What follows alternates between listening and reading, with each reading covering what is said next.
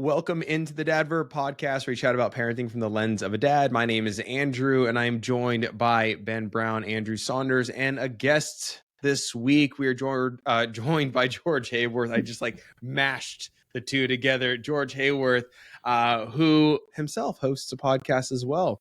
You can find him on Instagram at The Present Fathers. George, do you want to give us a quick intro about you, who you are, and what dad life looks like for you, man? Yeah, I'd love to. So first of all, thanks for having me, guys. Love what you're doing. And, dads need to connect more. I think it's much needed in our culture. So appreciate what you guys are doing. My name is George Hayworth, married 10 years. I have one daughter who's 8. I co-host the Present Fathers podcast. Our podcast is also focused on fatherhood, equipping men to handle the challenges that come with being a dad and prioritizing ways to be present, but also dealing with the present issues of our culture. So it's kind of a dual meaning there. And that's basically it. There you go, guys. So if you want to add another dad-related podcast to your arsenal, I would definitely go check his out. He co-hosts with a few other guys, and it might be a good listen right after you finish this episode. So go ahead and check that out. We'd like to do a sick check. Oh, sorry. Go ahead, Ben. What were you saying? We'll make sure to throw a link in the show notes as well. Yeah, so we're going to have everything linked in the show notes so you can check out George as well as that podcast as well. But I think it's important to collab with other guys out there. Always want to build on this awesome growing community of new and young dads out there. So let's do our sick check real quick. George, we like to try to see who all is healthy, who's not every week to see if we break the streak. I don't think Ben's in the daycare setup yet, but I'm gonna assume that he's healthy right now. So we're good here. We're healthy here. How about you guys? Ben, Andrew, healthy? Everybody's healthy on our end. Yep. So we got one in daycare now, but one about to start daycare. But that's probably until the beginning of October, everybody is healthy. So fingers crossed we stay that way for a bit. Still healthy. We're still. There we go. I'm sick of packing, but we are still healthy. So, George. All right. Yeah, I think unfortunately I'm going to break your streak. 2 weeks ago, my daughter had an ear infection, and as soon as hers was over, my wife got one. So I don't know how that happened, but I don't know if you count that as breaking the sick streak there. But unfortunately, my wife still feels like she's underwater. So it's the guests keep ruining it for us. Yeah, I know. Our guest last week. It's the second episode. What is wrong with you guests? No, I'm kidding. No, it's good. It's good. The Dad Verb curse. Come on our show. Your curse as soon as we invite you, it's like getting put on the front cover of the game, right? The player gets injured the next season. So there you go. Yeah. There you go. The Madden curse. Don't set him off. So we're talking about the Jets now. Yeah. The perfect freaking segue into just like our woes and wins for the week. It's all woes on my end, guys. If you don't already know, I'm a giant Jets fan and started off with a ton of hope, and then I just got punched square in the nuts when Aaron Rodgers tore his Achilles, the most hyped up free agent of the decade, of the entire century for the New York Jets, that just got pissed away. And Zach Wilson is our quarterback. His first year with the Jets, 11 minutes. Not even, dude. He got paid 11 minutes total. He got paid $75 million to run a flag onto a field. $75 million just to be a flag boy, and that's it. So I don't know. It's in the wrong line of work. Yeah, I know, right? Yeah, I really did not do this thing right. Literally. Oh, if I was a bit more. I just got to let a bunch of guys hit me for 20 years, and I can make $75 million. Yeah, you can have that, and you can have some CTE with that. So But concussions along the way, it'll be fine. Overall, we've had a tough week sports wise. Otherwise, we did have a great week. I forgot to mention. I do want to mention we had to babysit our nephew for the last 48 hours. And it was great to have him in the home. He really is such a sweet kid. But it was just confirmation that we are done having kids, and we don't need to go up to 4. We were going to finish with 3, and because adding a 4th, bro, it's like it already takes you so much time to get out of the house because there's so much to pack. You got to get rid of everyone's water bottle. Everyone needs freaking water bottles now, and it's just like there's just so much. But adding one more, oh dude, it is like it's it's a lot of work. Big families, props to those parents, man. I'm not built for it. I'm not built for it. Anyway, I'll kick it over to you guys. Any woes or wins of notes? If not, we can move on. Let me know. I got a good win. Back to your doing the dad stuff. I actually got all the brakes changed on all my cars this weekend. That's in terms stuff. Of like nice. I didn't take it to Jiffy Lube. I didn't, right?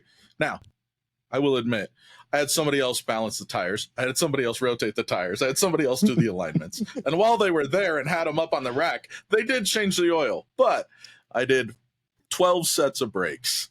And it's kind of one of those like, yeah, that's right. Yeah. Feel like props, man. I've never attempted you get to do man stuff. What's funny is I sent you that text, like, and I had that whole line of like, do you want lessons typed up? And I never hit send until I checked for my text message for that. And I was like, oh, it would have been a lot funnier. 24 hours later, go. Oh, man. So, George, anything? I actually have a highlight too. Oh, sick. Yeah, let's hear it. Yeah, I've got a highlight. So it was my birthday yesterday. Ooh, happy birthday. I was actually at a conference all week, man. And got home, and my daughter had made a custom card that she drew for me and everything, happy birthday, Dad, and stuff. And so I don't know if you're listening and your kids aren't at that age yet, just prep for that, dads. It's like the best feeling in the world when she'll go take a ton of time and make you a personalized little birthday card. It'll be the best card you get. So, and then my wife baked me like a personal custom cake from scratch and everything. So I felt pretty loved when I got home from the conference. And those are the little moments that like it's the best thing about being a dad, and you'll never forget those moments. So, dude, it's funny. All right, now we're all jealous. My birthday Let's next week. No, it's my birthday next week, and happy almost birthday. I'm no joke. I love the cards and stuff like that they make. Like I keep them all, and they're organized. And I have a note. I always write like the exact date and year, and to see the progress over the years of how the drawings have evolved and how the messaging has evolved and how the letters it has evolved. It's really cool to see. So I'm right there with this you, man. one, she got my age right. Last time she added a decade to my age, so this time she got it right. All the words are spelled perfectly this time, so it's a little sad actually. I kind of miss the misspelled words. I'm like, she's getting old now. Like, is she getting old, or is she getting smart enough to ask mom how to spell it properly? That might be it. Like, what's the correlation that occurred this year? Maybe both. Maybe it's both. Oh man. Oh guys, you know what we failed to do? I failed to even mention what we're going to be talking about in this episode at the top of the episode. So let me get you to give the listeners a quick make it a surprise. well, let me just give the listeners just a quick run of show here, and then we'll dive right in. Right. So we're going to be talking about mindful parenting, right? Strategies for staying present and calm during chaos. We're going to talk about body autonomy for kids. That can be a fun one to open up. We'll get into some Discord comments and then close things out with our 5-star review. But let's dive into our first topic here. And let's start with Ben. And I do want to know, this is our second take trying to record this because I messed up, and George too, not just me. We had the wrong mic selected and it sounded horrible. So this is going to be a much better go. Do it again. But Ben, let's kick it off to you, man. Let's get this first topic started here. Yeah. So I'll say, kind of on the podcast, I think as I've gotten older and as I had kids, I feel like I've kind of fallen into this world of, like kind of crunchy hippiness where I'm just like, all right, we got to be like present in the moment. We need to be present with each other and all of this. But I go back to it. I'm like, there's so much that changes when you have kids about your perspective. And I think one of the biggest things that you see or that you start to understand is you're literally, as soon as your kid is born, you are looking at the next generation. You are looking at your own replacement, right? So when I'm gone, they're still here. Yep. And what you start to understand is that my time on earth is finite. The time I get to spend with them is finite. The time I get to spend with other people that I care about is finite. Mm-hmm. And so it places a much bigger priority on making sure that that time is well spent, right? And I'm not missing things because I'm distracted by the phone in my hand, or I'm distracted by the TV, or I'm so in my head thinking about other things that I am not there in the moment trying to enjoy that time, right? Even if it's just drawing a picture, watching a movie, cooking with your kids, whatever it is, or even your spouse. Like, this extends to everybody in your circle that you really care about. And so, one of the things we try to work through is like, how do we get to that point where we are fully immersed in that moment? We're not being distracted. It's something that I think is, for me personally, I know is a constant work in progress. I'm always, as a content creator, I'm always, looking at my phone, engaging on social media, answering comments and questions. And I think when your kids at a very early age start to notice, when dad picks up his phone while he's playing with me, or dad, checks the score of the game while he's playing with me, or whatever. And you'll see, you pick your phone up, you watch your kid the next time you do it, and you'll watch their eyes kind of dart down to your phone, and then kind of look back up at you and see, is this thing going to be more important than me? I'll never forget, like, when my kid walked up to me at one point and looked at me, and he calls my phone my foam. And he put his hand on it and said, "Daddy, can you put your foam down?" And I was like, oh, and it sounds like I'm making the story up, but like this, I mean, we have a 3-year-old. And as soon as he asked me that, I was like, just a gut punch of like, I am not paying attention to what I need to pay attention to. And so what I want to do is kind of, pose it to the group. I think there's a lot of stuff we can do to try and live a less distracted life and focus on the things that are important. But what do you guys do? What have you worked on? What tools are you using? What sort of approach are you using to help you stay more present in the moment and focus on the things that matter? I'll just say real fast, this is something that I feel like I'm actively still trying to figure out, because I'm in a stage right now where, like, as a video content creator or whatever, like, work is always at a very stressful state, right? And I feel, and when you're working in your own business, you feel like a slave to it, and in a way that's like another child. And I know this about myself. I feel like sometimes I elevate that child to the highest level even more than my kids, and it's so bad. It's so bad. But it's like, if I'm not working, then I'm not making money, and I need to provide for it. If I want my kids to eat and to live in this house, I got to keep working, right? And then it's like, well, at what cost, right? But I start to realize, like, over time, especially as my oldest, he's 6 now, especially just to see how rapidly he's growing and how much I'm like, I could be missing out with him. Like, well, the cost is actually extremely high. Like, if I continue to do this is not good. I'm really losing out a lot. And our youngest, like, you could tell where our priorities are based off of what she gravitates to. And she knows how important the phone is. She knows how important the remote is. And she just always gravitates to it super fast, because she just knows that that's where all of our attention is always focused, the remote and the phone, right? Yeah. And in some cases, like, oh, it's kind of funny, but like, it's also a little bit sad, it's like, where are our priorities? Is it always on the remote and the phone? Like, damn. So that's a really hard thing when you start to like really wrap your head around that. How we go about dealing with it is something that I'm still honestly trying to figure out, because it's like, man, I feel like my mind is being pulled so many ways. But I feel like it, like a health scare or something like that. That's when like those moments are like, you like really pull out and you look at the macro and you're like, geez, man, what really matters? Every dad listening to this can kind of do it for themselves. You don't need a health scare. Count how many birthdays you have left. Yeah. Count how many Christmases you have left. That number is very small. Like, for me, I'm at 10 now. I get 10 more. That's it. Yeah. She'll be 18 and out of the house. And 8 years old isn't very old, really. But then when you count that number, it's like, man, that's not that many left. And like, even my wife today, she said the exact same thing. She's like, man, we only get 10 more. And like today, her last front tooth fell out. So there will be no more front teeth falling out, her baby teeth. Yeah. It's like, that stuff really puts it in perspective. So for me, maybe you need to start a little bit more philosophically, like what really matters to you, and like what Ben was talking about, right? The legacy you're going to leave behind. you're raising the next generation. You only get one shot. So for this 18 years you get them at home, like this should be job number one.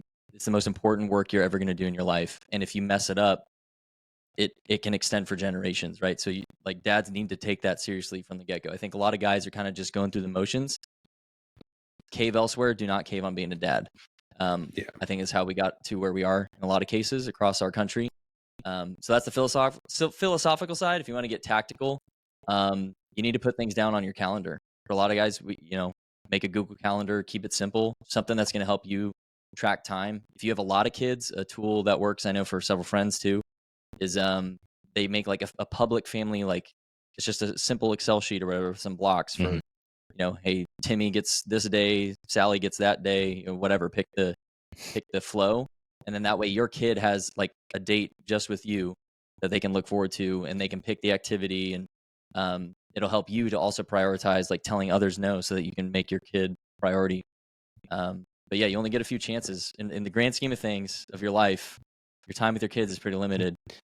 So being very intentional about things up front sets you up for success. So especially if you're a brand new father, man, I wish I would have learned this stuff 8 years ago. I learned a lot of it too late, unfortunately. So that's why I'm pretty passionate about trying to help other dads have that perspective, because you don't want to look back and regret missed years. So. Yeah, no, Georgie, you make a really good point there, especially about being. Oh, I'm sorry. I guess I'm a super lag. So anyone who's listening, we're going to be talking over each other a little bit here there. So apologize in advance. I think the lag is actually from me. So I apologize for that. Ben, I'm going to let you finish. I'm going to go Kanye. I'm going to let you finish.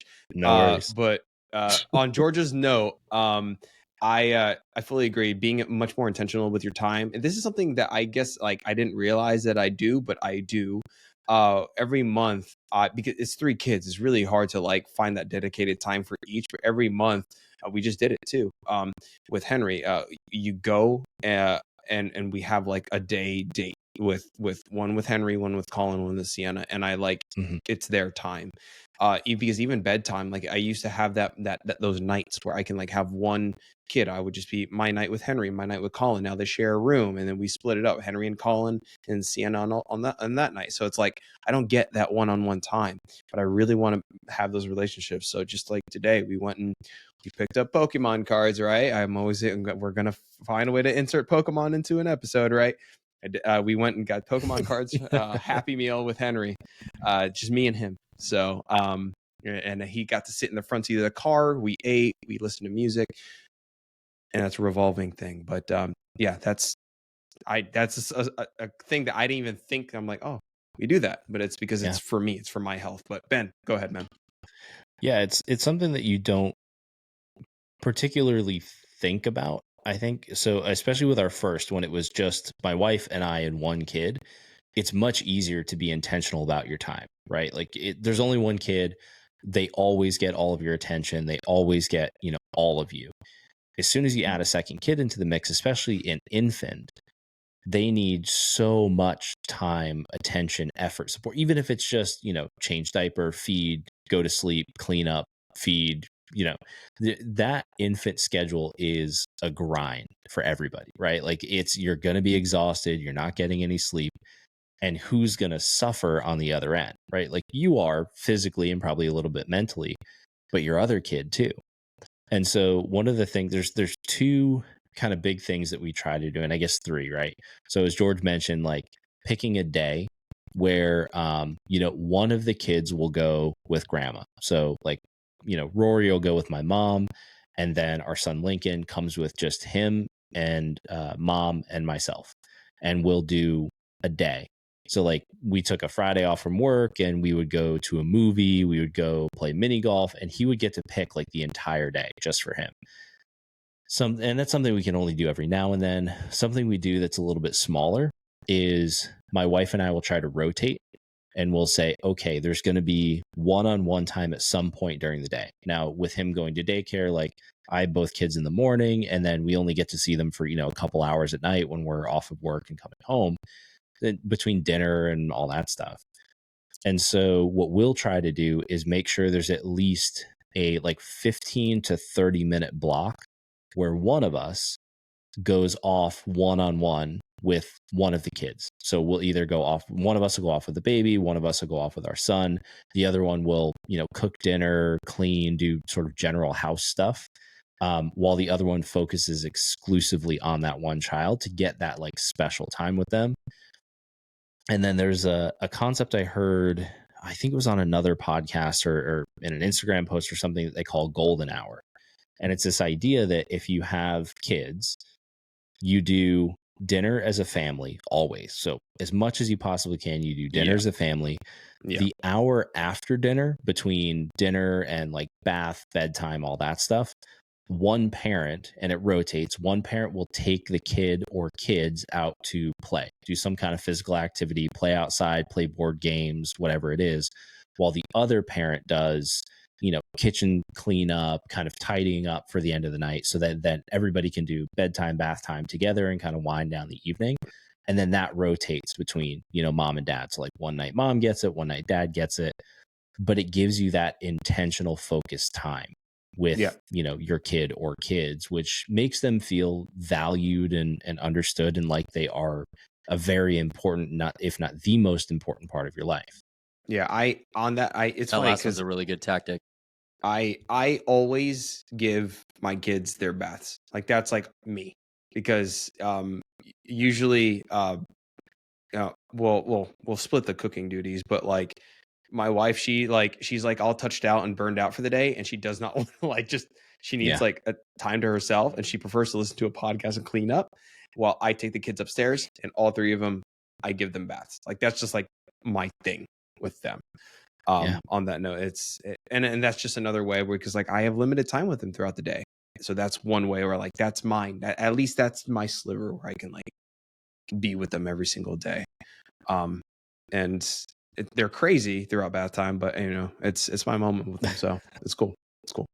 There's also, as they get older too, especially like teenage years, they're probably not going to want to spend as much time with you. They're going to want to go out with their friends and stuff. So it gets harder obviously to bake in like, oh, everyone's going to get together and watch a movie or something. Yeah. You can get like really basic like question cards. So, when you're just around the house and you all happen to be there, you can grab one and, hey son, ask that. So I know a lot of friends who use that with older kids. So that's kind of something to look forward to in the future. Mm-hmm. But yeah, I think that last one where you kind of make sure that you can end the day together is huge, Ben, with that suggestion. So that's a really good one. We do a lot of family walks. We'll just take a quick little 15, 20 minute, 30-minute walk around the neighborhood. And that's just, again, some real good time where there's no phones. We're just out in nature a little bit, the fresh air as a family. And so maybe the time isn't very long, but I think fight for that time, no matter how busy you're getting. And, if you're in a season where, Andrew, you were talking about it, I'm running a business, I've got to make sure the family eats.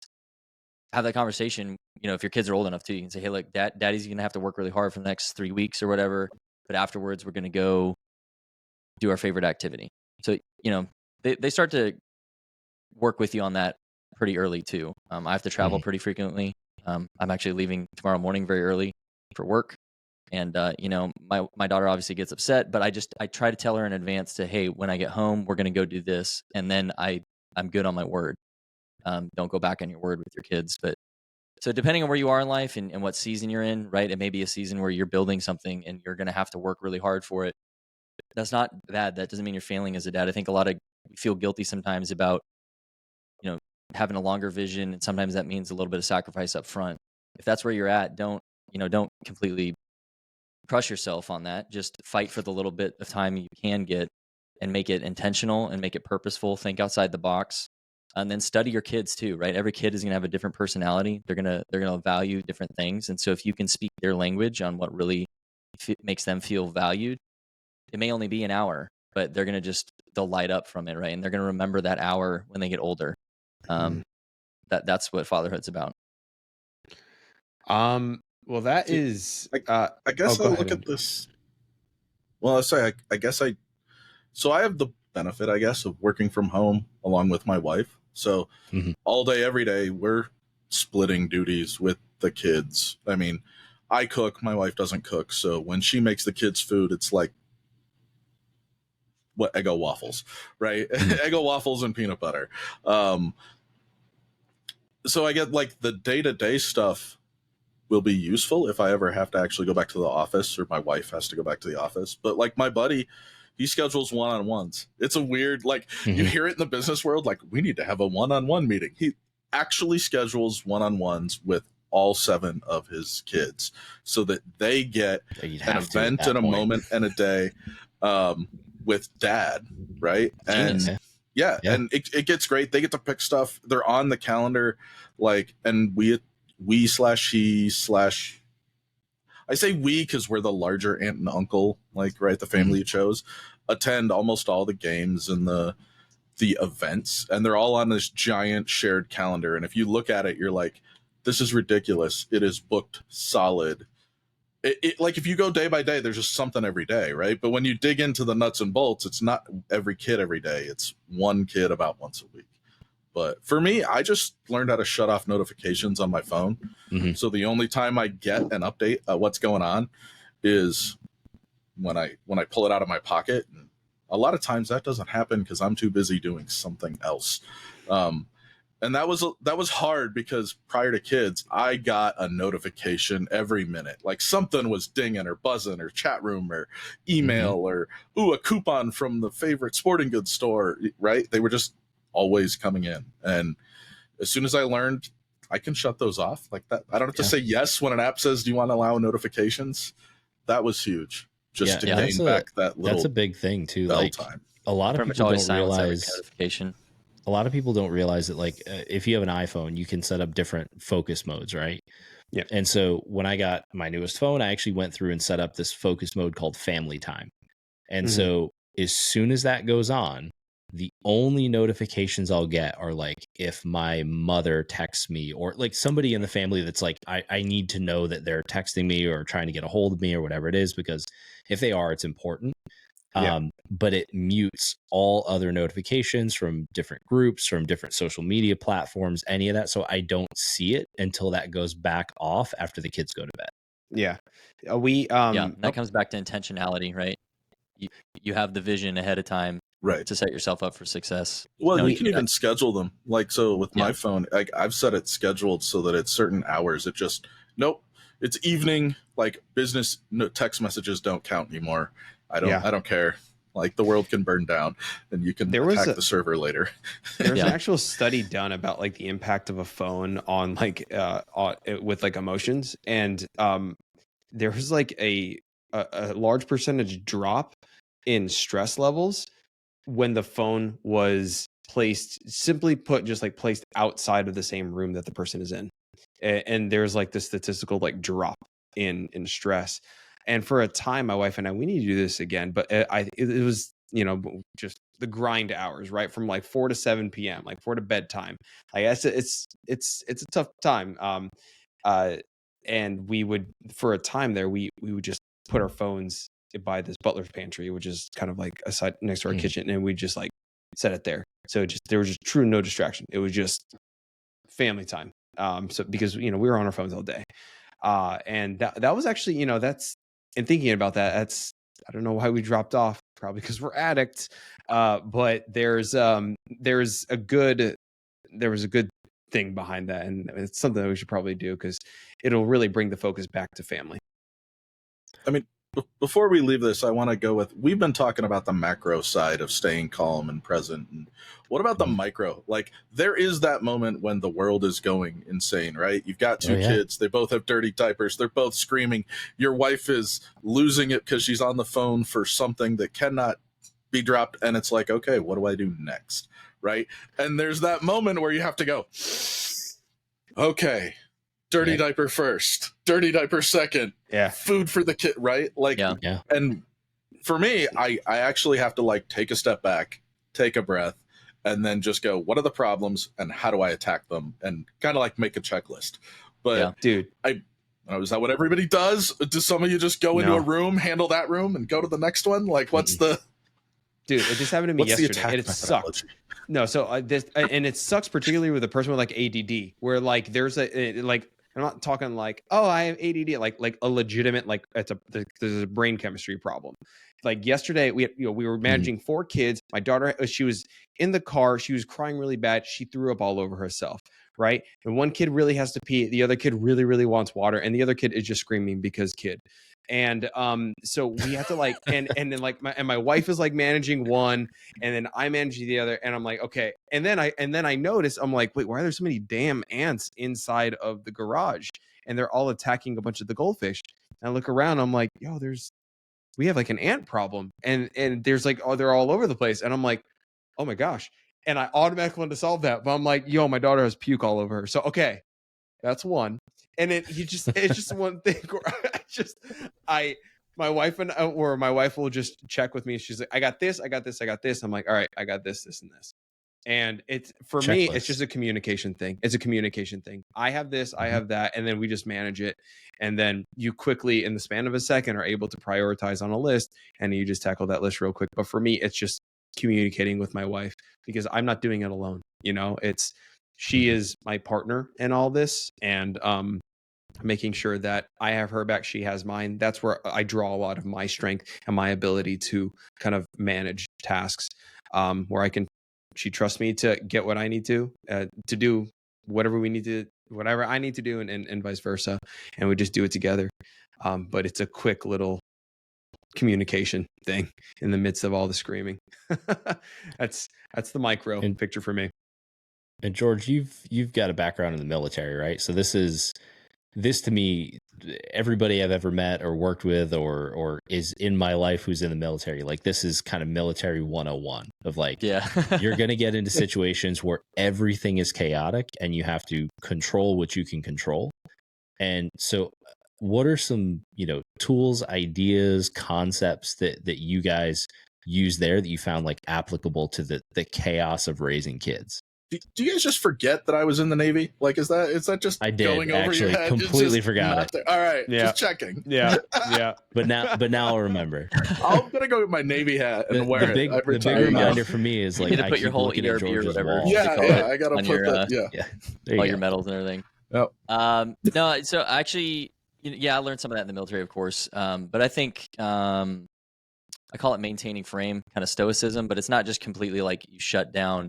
A good friend of mine does coaching. He talks about being a lighthouse. Well, lighthouse stands firm against the storm, but also shines light on like what's not working, right? So it guides and directs in addition to just being firm to the storm. So in that example, like, puke on the baby, that's obviously priority number one. Just, and then what my wife and I try to do a lot is we just laugh about the chaos sometimes, like we had a very similar story one time where she had to drop me off at the airport or we were going to the airport to go visit our family. And the kid threw up in the car like 2 minutes from the airport. So we're like, oh my gosh, what do we do with this like stinky, car seat? And we're gonna have to leave it in the Texas heat while we're gone. And just laugh about it. I mean, sometimes that's all you can do, But in the day to day, I think where most men go wrong is we let the emotion of the situation really get to us, and then we lash out with anger or something. We're not happy. As soon as you do it too, you're like, man. And we've all done it multiple times. So the more I've like studied and learned how to maintain frame in those moments and like take that little pause and just be like, okay, it sucks, but I'm going to do this, this, and this. And then, we're going to laugh about it. And, I don't really have like a huge, tactical outline I can give you for every single situation because it's always different, right? But I think just kind of understanding that you have to like remind yourself that, it's just temporary, and no one's dying, in most cases, right? Like it's just puke. It's just poop in a diaper or whatever, right? It's not, the limbs aren't missing, but even if they were, right? Like what you need to think clearly. Oh, I need to put a tourniquet on or something. Like I need to call 911. Like I need to take action. So the more you can kind of condition yourself to just being action and solution focused for your kids and for your wife, and you can stay calm and then you can just kind of get to it and hop to it. Early on, I was very bad about kind of controlling my emotions. I would get real heated and real intense. And normally what your family needs is they need calm and for you to kind of bring down the chaos through your kind of just presence, and if you hone yourself on that and really like reflect on, okay, how did I handle that situation? it'll just become more natural. So I've really grown in that area over the years.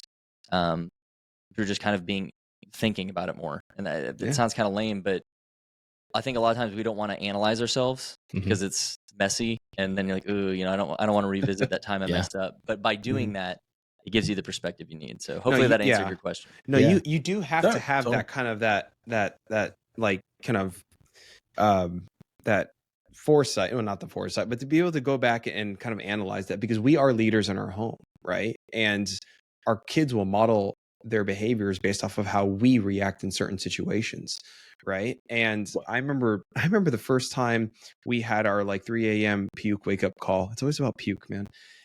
And in that moment, it's just like, what do we do? Like, what happened? Why did you do this? But then you're like, okay, no. Let's forget about like what's happening. Like, our kid's in a bit of distress. He's sick. We got to get things clean, but we also have to make sure our kids. So like, I remember the first time it was just very chaotic. What the hell are we doing and all that stuff? But then when we kind of go back and my wife and I were like, all right, next time I'll do this, I'll do that, and then we kind of, like I said, that's just how we overcome our struggles, is just communicate with each other. But, getting yourself in this or understanding yourself and really kind of putting yourself in check and how you react in certain situations is actually really, really important. Not just for us as parents, but for our kids, right? Because they really, they do watch. They watch you. They watch how you talk. They watch how you react. And they're, what is it? Your children are the children of their mirror of their parents. So it's really. Oh, go ahead, man. I say you're alluding to that scary piece where your daughters always marry a copy of you, right? And I mean, if you're angry, yelling, and throwing stuff all around all the time, like, is that the guy you really want your daughter to marry? Like, that's a scary thought, right? And as much as every daughter grows up to be her mother, right? I think it very much plays into, you have to show the support. I have 2 daughters, so this is very dad-daughter focused. But for me, a lot of times this chaos is mom having an emotional moment because she's overwhelmed for pick a reason today, right? There are lots of them. She has 2 kids under 2. I'm not going to fault her for any of them. But it's me being able to step in and just go, okay, let's just solve the problem. Like, let's not get all worked up. And then everybody calms down, right? Mom gets a hug. The girls stop crying. Problems gets resolved. And it really is staging down the chaos by just being not emotional about it. If that like, that sounds terrible, but the calm aspect, right? Being the calm, safe center. And I look at that and I go, I hope that's the part that my girls are seeing, that they find in their prospective partners in the future, right? The guy who can come in, be calm, and handle the situation for them if they can't do it themselves. Couple things, if I may. Go ahead. Yeah. It's a dialogue. Okay. So like you were saying, if you have daughters, you need to be extremely intentional, again, about how you treat your wife, how you interact with her, how you handle stress, because you're literally conditioning her for what she will expect in a man when she's older, right? She's going to date the guy. Deep down, it's what's modeled. She's going to think that's normal or not, right? So if you hold yourself to a very high standard, you manage these situations really well, you treat your wife really well, she's going to expect that. She's not going to go mess around with a guy who's going to treat her poorly because she expects better herself, right? Number 2, a couple really tactical things about calming. Dr. Andrew Huberman talks about there's a breathing technique where you take a huge big inhale and then one tiny one, just squeak out what little bit of air you can and then slowly breathe it all out. If you do that in the moment of like, oh, I'm about to snap type of thing, it floods your brain and lungs with as much oxygen as possible, and it naturally calms down the entire body. So a lot of times when we get worked up, it's actually a physiological response. It's not in our head. And then we lose it mentally because the physical is like overhyped and overstimulated. So another thing you can do too is when your kids age a little bit, where they're like big enough for you to hug and stuff, not hold in your arms, you can actually wrap your arms around them so that they can also wrap their arms around your torso and slowly breathe in and out together. And it stimulates the vagus nerve response. And I've started doing this with my daughter since I learned this like 2 months ago. And you can do it with your wife too. It is like an absolute cheat code. When my daughter, her emotions are so intense and so big, and I'll just like, come here, honey. And we just do 5 breaths together. And I'm like, you feel better? And she's like, yeah, okay. Let's get this math problem done now. You know, like whatever the thing was, it's not a big scary monster anymore. And I've done it with my wife too. If we're talking about something, like, hang on, let's pause. We're getting a little heated. Do the breath thing.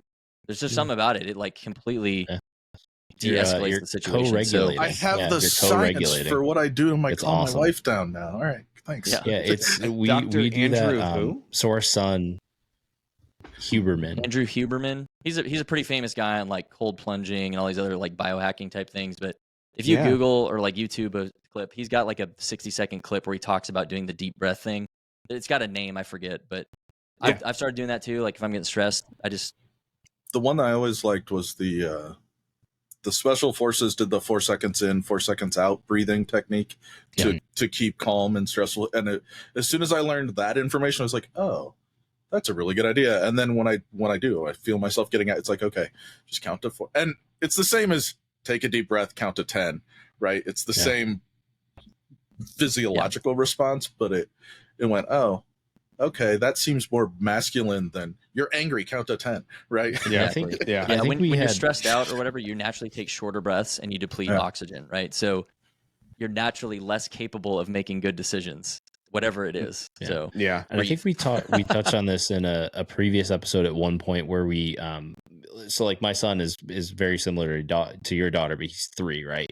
So he has like whip smart kid, but he has super intense emotions. Like he just feels stuff really deeply and really intensely, and he has no mechanism to control it because he's 3.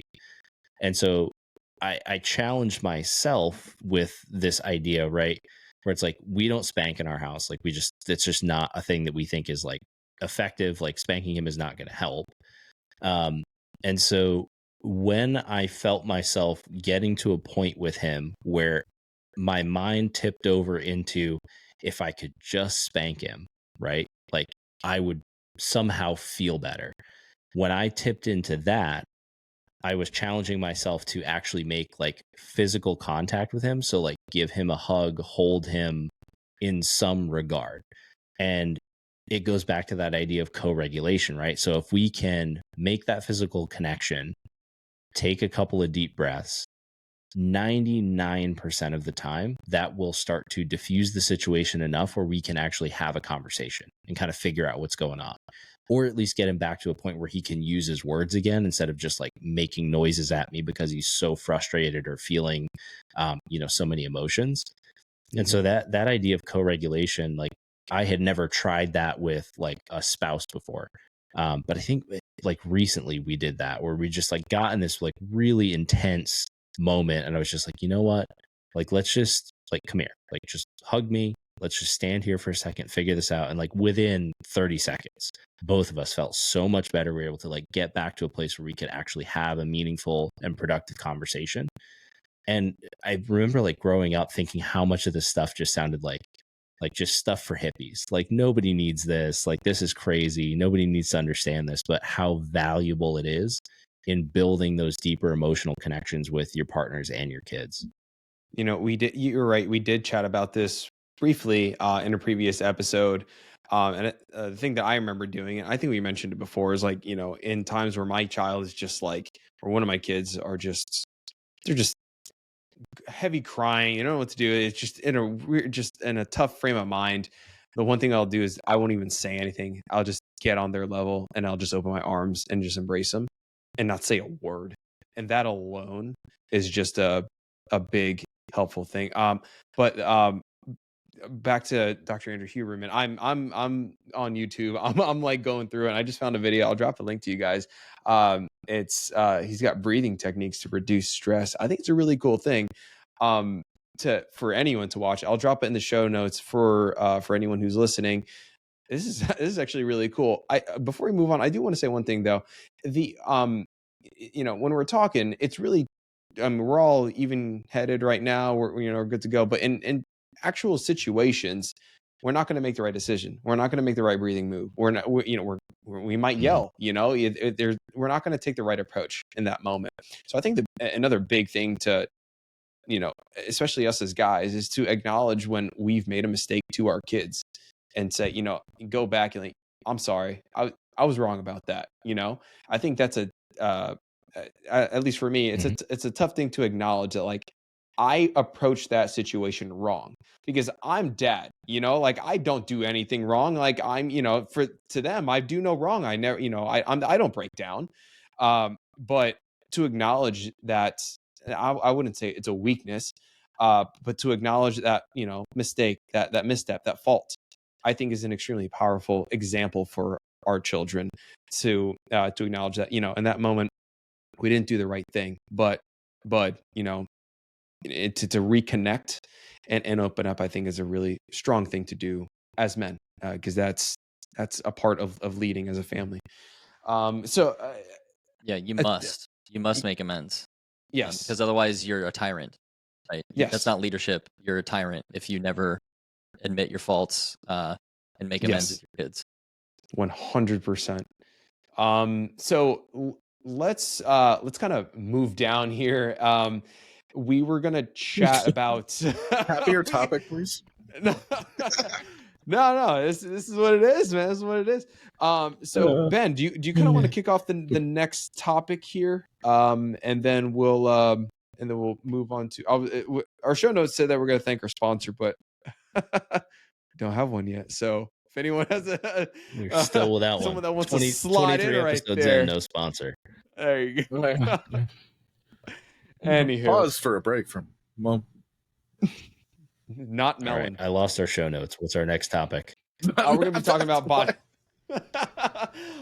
autonomy. Bodily autonomy. That's all right. That's lost the show notes. We don't have a sponsor. The show is chaos, people. It's just I promise chaos. we're professionals. Take a deep breath. Breathe, guys. So there you go. Just who has the worst sinuses? All right, so let's talk about bodily autonomy. So, this is something I've been thinking about a lot lately. I don't come from a big family. My wife comes from a big family. So there's a lot of hugs and kisses and lots of physical contact, right, between the adults, right? But we're adults, we make that choice. I never really thought about this until I had kids and started to think about, how do I teach them what's okay? What boundaries can they set about their own bodies, especially at a young age? Because I think, we're ingraining that from birth up until, they're actually autonomous and they are, in full control of their own bodies. So how do we as parents, and I think it's a really important topic, start to give them the space and hold those boundaries for bodily autonomy? And I think when we think about this, a lot of times we think about them being at school or with teachers or with friends, or, what do you allow? What do you not? Is a handshake okay if they're okay with it? Is a hug okay if they're okay with it? Is a kiss on the cheek okay if they're okay with it? But I think this actually even extends to family, right? And this is something that can be really hard to accept for a lot of people. And it's hard as a parent to even set that boundary, especially if it's somebody you really care about, your parents or aunts, uncles, people you've known your entire life, who at a family gathering walk up to your kid and come give your aunt a hug, come give your aunt a kiss, or your uncle a kiss, whatever it is. And your kid doesn't want to go. They freeze up and they cling to your leg for safety, right? How do you handle that situation when an aunt, uncle, family member, close friend, or whatever may say, oh, they're just being shy, and they walk over and force a hug on your kid, force a kiss on the cheek, whatever that is?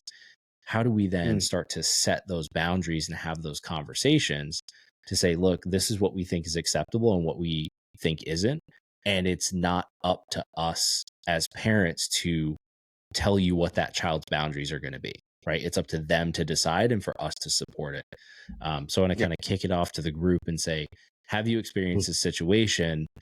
And if you did, what was your thought process and how did you kind of get through it? I mean, I've got a couple good examples, but I also have I would say a parenting faux pas where the pendulum swung the wrong way.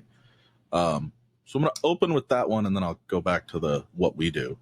I have a friend who did not get to hug his grandson for over a year because his daughter said, you're not allowed to touch the kid until the kid reaches out to you. And we're talking from an infant all the way up until he was almost 18 months before he went to grandpa. And that was really hard for him because he had no relationship with this little boy who was his only grandson for almost 18 months, in the sense of he didn't get to develop that relationship, right? Because mom wouldn't let anybody hold the baby. Mom wouldn't it just didn't happen. It did for his wife. For whatever reason, the kid wanted to go to grandma, but did not want to go to grandpa. And that was really hard on their relationship, if that makes sense. And I get it, right? She was saying, no, my kid has a bodily autonomy decision, but from my perspective, that was more harm than protecting her kid, right? Because he should have formed a good relationship with his grandpa from the very beginning. Now, that being said, if my kid doesn't want to go into somebody's arms, I don't put them in somebody's arms, but I got a little social butterfly and she just wants to be held by everybody. So it hasn't really been a concern. But I have an aunt who does not like to hug and does not like kisses on the cheek and stuff like that. And it was one of those things where I had to teach my daughter the opposite. Like, no, she doesn't want that. You can't just give her a hug, right? Like, ask, and she'll do the whole hug thing. Anyway, George, so weird pendulum on that a topic. Does that make sense? Yeah. I think it comes down a little bit to the spirit of the thing, right? So in that case, the daughter was so committed to the letter of the law about the thing that she basically made the grandfather suffer, right? So I'd say it depends too with the family member, right? Is this family member a little abrasive, creepy, that kind of stuff? Hey man, he held my kid before he held his own grandkids, so right, yeah. No, so I'm saying in this scenario, it's the aunt or whatever. If your kid is genuinely just kind of nervous, hey, they're a little nervous. Let's wait a little while, let them loosen up, and then we'll get a hug. But I think I err on the side of it's my family. I set the boundaries for my family, and I don't really care if Aunt Susie thinks I'm too controlling or whatever. It's you're not in this immediate family, I'm sorry, but so I always default to that of whatever the standard that's set for our home. And we tell that, hey, we don't want our daughter eating this, or we don't want, there's lots of things we set it with other family members. I just don't care if they think we're weird or whatever, because at the end of the day, I'm responsible for the well-being of my family. So I'm not so sure. I'm also real big into the bodily autonomy thing when they're really young. And I think this comes down to how much are you modeling physical interaction, healthy hugging, and you know what I mean?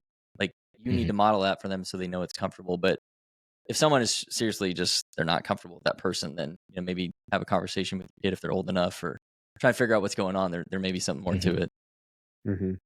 I think this is such a tricky topic Andrew? to toe, because there's so many it's such a subjective thing, because everyone, as parents, we've all had different experiences. Some of us have very difficult upbringings where this becomes very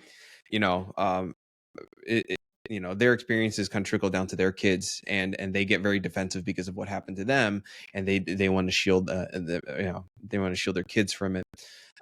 Whereas for us, maybe that picture might be different. When it comes to our kids, though, listening to their bodies and knowing when it's ready, and that's also a tough thing. I always kind of think about the feeding aspect of it, because one thing that I learned from feeding littles was just because the whole point of the course wasn't so much here's how to get your kids to eat. The whole point of the real point of the course is here's how to get your kids to listen to their bodies so that they can effectively communicate when they're full, or when they want to eat, when they don't want to eat, right? And there were a bunch of little tactics that they would have But like the result, a lot of it was just like, do not force that extra bite. Don't do that. Just one more bite, because what it causes is actually a negative relationship with food, right? And mealtime becomes a place of fear and stress rather than a place of community and coming together and enjoyment, right? So, when we parallel that to, creepy Uncle Tom like trying to give you a hug and stuff like that, that's harder for them to listen to, because they're kids, they're innocent, they can't delineate that. I feel like that body autonomy will come with time and experience as they're older. And I know a lot of the listeners of this podcast have younger kids, so it's kind of harder for that. That's kind of, I feel like, less of a kid thing and more of us as parents to just be that shield. And to George's point, like, we make the decisions on their behalf until they can really fully understand what it is to kind of like reach out and give hugs and kisses or whatever. We have to be that shield. And if that's weird for you, and because like you don't think that's cool, I don't care, because it's my kid. When we did a different take, we talked about sleepovers and how I think all of us are kind of opposed to that whole thing because of just what could potentially happen and our want to like kind of protect them. And I think those emotions kind of come from the same place. But yeah, I'll kick it back to Ben. Yeah. And I think, one of the things that, especially with our son is very outgoing. Like I said, we, in our sort of earlier chat, we have a lot of neighbors that, we're very close with, that will watch them regularly. He's super comfortable with them. And even around them, we walk into a party with a bunch of people and he's stuck to my leg. He wants to be picked up. And so I think it's about sort of holding that line and having that deep understanding of how your kids react in certain situations to certain people and being able to read them, right? That goes back to the idea of presence. Like if I'm not paying attention, I don't understand what his reactions and interactions should look like under normal circumstances. So like I should be able to tell when he's nervous. I should be able to tell when he's, upset or not in sort of the right state of mind to say, you know what, hey, we just walked in. He's feeling a little uncomfortable right now. Why don't you're welcome to say hi, but like, we're not going to do hugs and anything like that right now. And I think as long as you approach it very sort of calmly and matter of fact, like this isn't something against you specifically. This is just the situation we're in right now. Then be okay with that. And I think it's really in your approach and then being consistent with those boundaries and consistent with your understanding of how your kids are reacting and interacting. Gotcha. Well, guys, we are coming up on time. We try to keep these at an hour, and I think we're actually going to do a good job here in a little bit. But first, I do want to thank George, man, for hopping on here. I really would encourage you guys to check out their podcast if you guys do have a moment. As we like to wrap up, we do want to just give a quick nod to a Discord comment, just real fast. And it came in actually yesterday on our Discord. Has anyone had issues with their newborn 1 week old not pooping for a few days while being breastfed? His weight has dropped to just above 10%, but seems to be leveling out. He seems 100% fine otherwise, not overly fussy or crying. Strong suck and latch, strong movement everywhere, sleeping good, but also doing good responding to sounds and high contrast books. Should we be worried? We have an appointment in 3 days. So just real quick answer there. You'll be all right. Wait, someone already responded to this on Discord. Andrew, right? Yeah, I already laid this one out on Discord for him, and Prince Bougie actually laid it out for him as well. And mine was for the listeners, lay it out audio. We did formula. Okay. Yep. Yeah. So we did formula. We did not breastfeed. It's a whole thing in our house. We went 5 days at one point without a poopy diaper. And we were like really concerned. Now, end of day 5, whenever that diaper came, that was a doozy of a diaper. But it was a punami. It was a punami. Like, I think it was our first official like blowout explosion. You're just going to the tub situation. Between the shoulder blades. Yeah, like it was just everywhere. All right, so it happens. It's okay. It will even out. Our kids are now on like a once a day schedule for poops, depending on what I feed them. Don't get too worried. They will gain weight. My pediatrician put it very simply. As long as food is going in and they are still urinating, they will poop eventually and really don't have to worry, and they're not gaining weight, because in the long run, they will gain weight. Don't stress too much on that one, right? Yeah. Obviously, if their stomach's hard, right? If they're crying all the time, then maybe medical attention. But if they got a soft belly and they're happy and they're just not pooping, life's good. Yeah. Let them go. Our pediatrician said once a week. They're like, most of the time, they're like, as long as they're pooping at least, once a week, you're good. There you go. They get on weird schedules. Sometimes they don't poop for 4 or 5 days, and then they explode all at once. Right. Well, it's guys, not fun. The explosion isn't good. No. Well, guys, they make for great dad stories later, though. Yeah, they 100%. Do. And Instagram videos, reels. No, don't do that. Oh, guys. Okay, so the Discord, the Discord community is there for you guys to ask questions. Hopefully, we can get world's worst TikTok channel. So, again, sorry for the lag. I am on a lag, so I'm talking over these guys. But if you guys do have medical questions, we can always share our experiences. But ask your pediatrician; they're going to be the main source of knowledge there. But that's our 2 cents from our experiences. To wrap things up, you can always leave us a review, whether that's on YouTube, Spotify, Apple, wherever you get your listen. Most recent 5-star review came in from Chris Molina. All dads need to hear this advice. Love the content, pushing the envelope for dads to be more involved and connected with their families, enjoying the humor and all the trending topics they cover as well. So thank you to that. But you know who else is doing that? George is doing that with his cast over at The Present Father. So go ahead and, again, check that out. You're going to be able to find them in the show notes. Thank you for tuning into this episode of the podcast. We extend our heartfelt thanks to our sponsors. Nobody's sponsoring this podcast, dude. So if you guys are new or expecting dads out there, just please remember to explore the course over at dadverb.com. We've got valuable resources there, great PDF guides in that course. We've got courses from pregnancy up through the first year of fatherhood. So go ahead and check that out. And again, thank you to our guest, George, for joining us today. And big shout out to Andrew and for pulling the levers here in the background, and Ben as well. Their socials are going to be plugged down below. My name is Andrew. We're going to be signing off for now. And please remember to support by liking, subscribing, and turning on notifications on that YouTube channel. That'd be really, really appreciated. Your feedback means the world to us, so go ahead and leave a comment. And until next time, keep dadding out there, guys. We'll catch you later. Peace. All right. That was the first time